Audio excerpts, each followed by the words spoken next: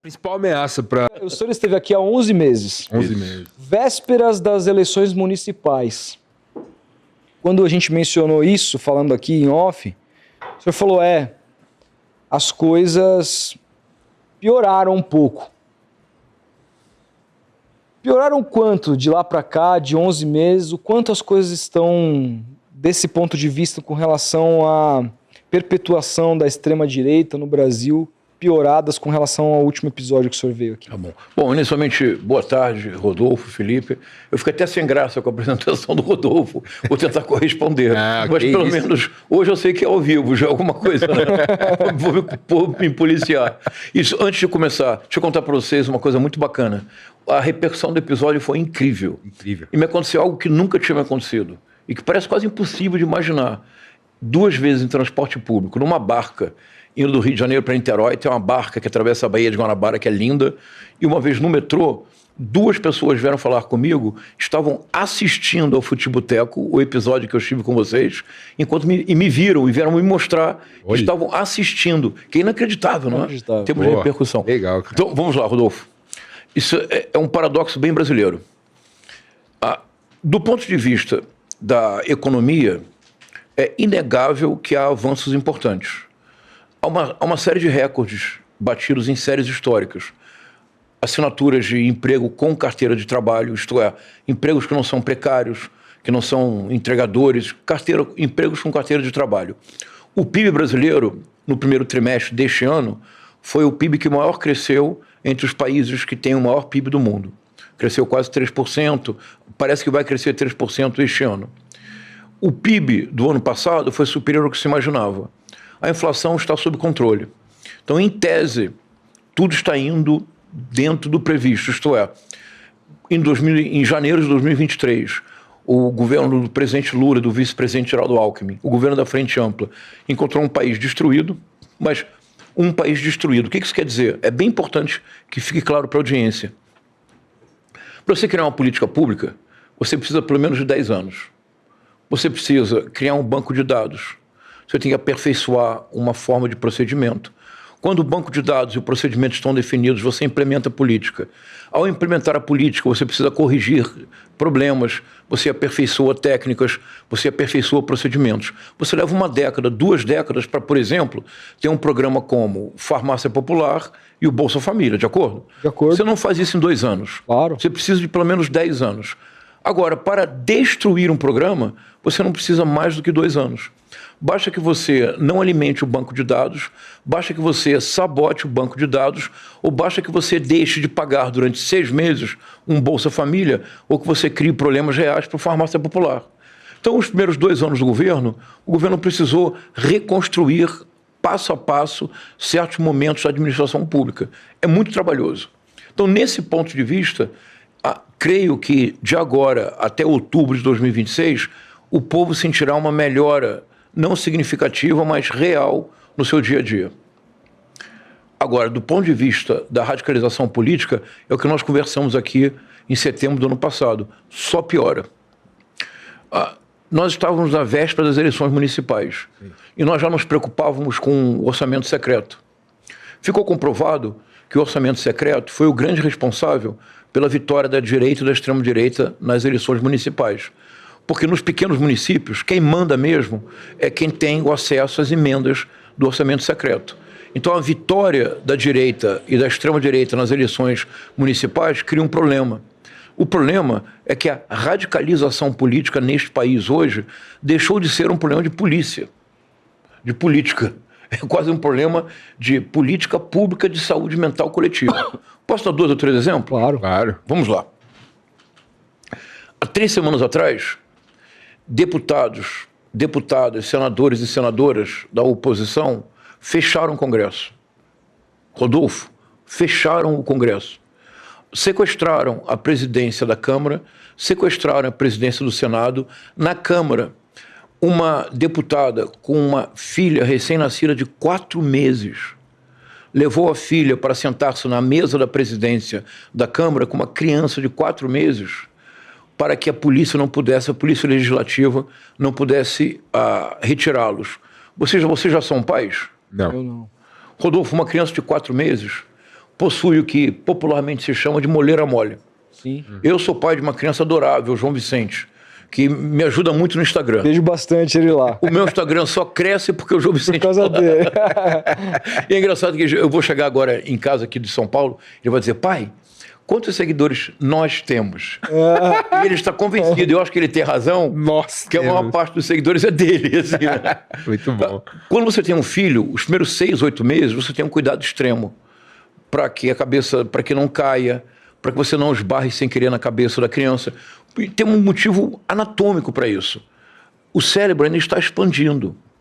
Se a caixa craniana já tivesse aquela formação óssea que nós temos agora, o cérebro não cresce. Mas se ao nascer a criança já tivesse, se a caixa craniana já fosse óssea, a criança não nascia, matava a mulher. Então nasce com uma certa flexibilidade. Então o cuidado que você tem nos primeiros 8 meses com seu filho é um cuidado extremo. Você vê que todos os pais seguram e segura a cabecinha. A possibilidade de que eu levaria meu filho para uma manifestação política com 4 meses de idade é nenhuma. Agora, com isso é bem importante. Eu estou dizendo, Felipe, que a deputada não é uma boa mãe em nenhuma circunstância. Eu tenho absoluta certeza que a Júlia Zanatta, assim como eu, que nós daríamos as nossas vidas, eu para proteger o João Vicente, ela para proteger a filha dela. Então, o que é que faz uma mãe que ama o seu filho, no caso a sua filha, expor uma criança de 4 anos a este perigo? Nós temos que nos perguntar. Mas nós precisamos não moralizar. É muito importante que nós não nos tornemos, se vocês me permitem, satânicos. Aliás, se me permitirem, em algum momento, eu vou aqui explicar porque que Silas Malafaia é o homem mais satânico do Brasil. Pô, quero muito saber. Tá na nossa pauta. Então eu vou explicar, posso falar agora? Claro, pô, vamos lá. Mas é dentro desse contexto. Tá. Porque o que me preocupou muito no caso da deputada federal Júlia Zanatta, e repito, não me ocorre negar que ela seja uma excepcional mãe, certo, e que ela sacrificaria a vida pela filha. Eu tenho certeza que ela o faria. Então, como é possível que, neste caso, ela tenha exposto a filha dela a uma situação de risco real? Se ali, sem querer, há um tumulto e alguém esbarra o cotovelo na cabecinha da menina, poderia causar um dano irreparável. Claro. É inconcebível. Como é que ela fez isso? É porque a radicalização política levada ao extremo que eles levam tornou-se um problema mental, um problema coletivo de saúde mental. Há alguns deputados e algumas deputadas que deveriam receber licença médica para tratamento psiquiátrico, porque não é normal o que tem feito nesse país. Por exemplo, que nós tenhamos agora um deputado federal que receba salário, que tenha um sem número de assessores, que represente um gasto de milhões para o Brasil e que esteja nos Estados Unidos conspirando contra o Brasil, que esteja nos Estados Unidos conspirando com a Casa Branca para desestabilizar o governo brasileiro e para propiciar possivelmente uma intervenção norte-americana. Eu quero falar disso também ao longo da conversa. Por que eu digo que... O que eu quero dizer com satânico? Isso é bem importante. Há uma etimologia para Satanás, que ao que parece a etimologia é falsa. Mas se a etimologia é falsa, não haveria filosofia. Não é? Claro. Sempre tem etimologia que é o estudo da origem das palavras. Sim, sim. Então, ao que parece, Satanás vem do persa e o Satanás é o acusador, é só isso. Mas é muito profundo. Todas as pessoas que vivem de acusar os outros são satânicas. Porque quando você acusa alguém, imagina que nós estamos numa multidão. Vamos lá. Qual é o time de vocês mesmo? Santos e Palmeiras. Tô com pena de você, Rodolfo. Você é vascaíno? Mas eu sou tricolor, sofremos igualmente. Tudo bem, tá tudo certo. Eu não mas eu tô sofrendo menos que você. Muito não tá menos. lá muito boa lá no Mas Palmeiras. quer ver uma também. coisa? Imagina uma torcida, uma multidão, na torcida do Santos. Perdeu de 6-0. Perdeu para quem mesmo de 6-0? Vasco. Pro Vasco. Vasco. E o Vasco está numa situação... Nossa. Imagina que alguém grita ali no meio. Ele é vascaíno. O que vai acontecer com essa pessoa? Se sair viva, tem sorte, não tem? Porra. A função histórica do acusador é apontar aquele que será sacrificado. Essa é a função histórica do acusador. Por isso Satanás é o acusador, porque é aquele que coloca o outro numa situação de risco iminente. neste sentido, e o Cristo ao contrário, no Evangelho de João, em duas passagens, uma passagem muito bonitas, Cristo é dito o Paracleto, o que em grego quer dizer aquele que vem em socorro, aquele que ajuda, portanto, um advogado de defesa.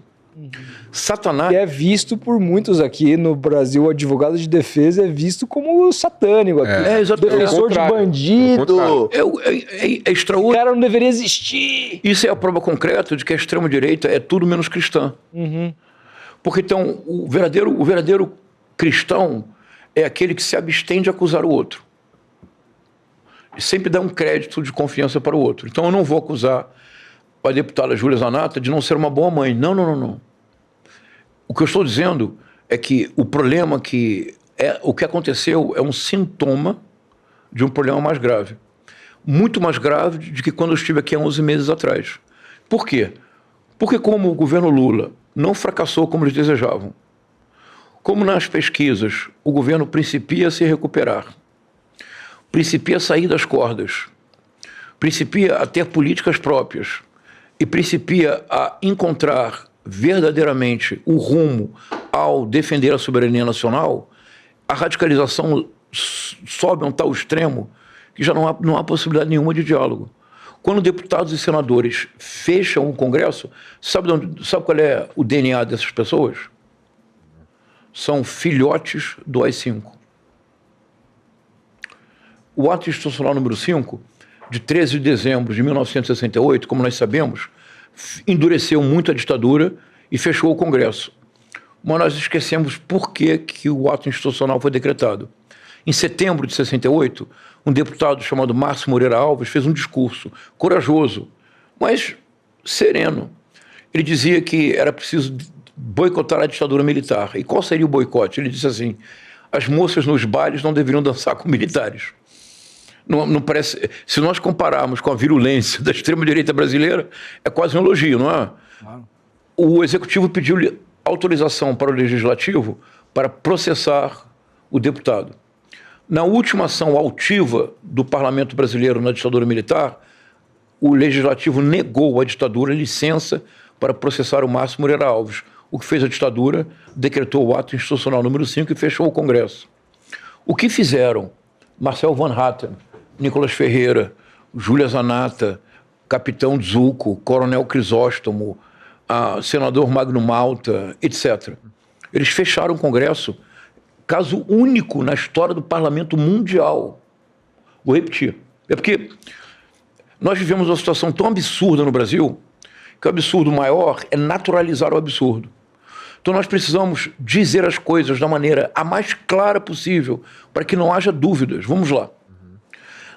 Rodolfo, na história do Parlamento Mundial, nos últimos 2 séculos, nunca, voluntariamente, espontaneamente, parlamentares fecharam o Congresso. Geralmente quem fecha o Congresso é o Executivo, num gesto autoritário. Manda exército, manda polícia e fecha o Congresso. O Eduardo Bolsonaro não queria fechar o Supremo Tribunal Federal com um cabo e um soldado? Sim. É isso. Dizia que era muito simples, né? É isso. O DNA dessas pessoas são todos filhotes do AI-5. São todos viúvas da ditadura. E realizaram um ato inédito. Eu fico chocado, porque eu não vejo as pessoas no Brasil darem a dimensão real que ocorreu. Pela primeira vez na história do Parlamento Mundial. Já tinha pensado nisso, Felipe? Já tinha pensado? Rodolfo, porque não é noticiado. Não é noticiado. Pela primeira vez na história do Parlamento Mundial, dos últimos 2 séculos, que seria a democracia liberal representativa, deputados e senadores espontaneamente fecharam o Congresso. Eu acho que isso já não é mais uma questão política apenas. É uma radicalização levada a um tal extremo que já se torna um problema público de saúde mental coletiva.